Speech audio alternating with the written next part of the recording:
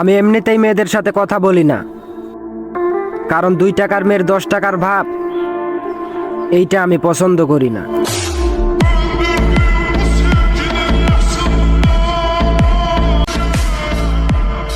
কোন জিনিসটা যে কত দামি এখন কিন্তু সবই বুঝি আমি। একটু প্রতিষ্ঠিত হতে দাও, প্রত্যেকটা বেঈমানের সাথে দেখা হবে। এখন দরকার অনলি মানি।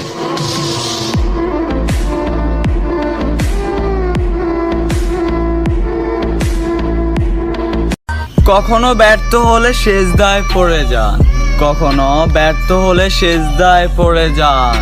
সফলতার পথ আল্লাহই দেখাবেন।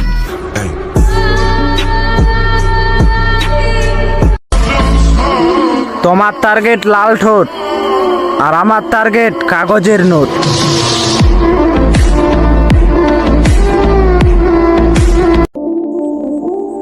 সবার দেওয়া কষ্ট যত্ন কইরা মনে রাইখা দিছি, একদিন সবাইরে ফিরিয়ে দিমু।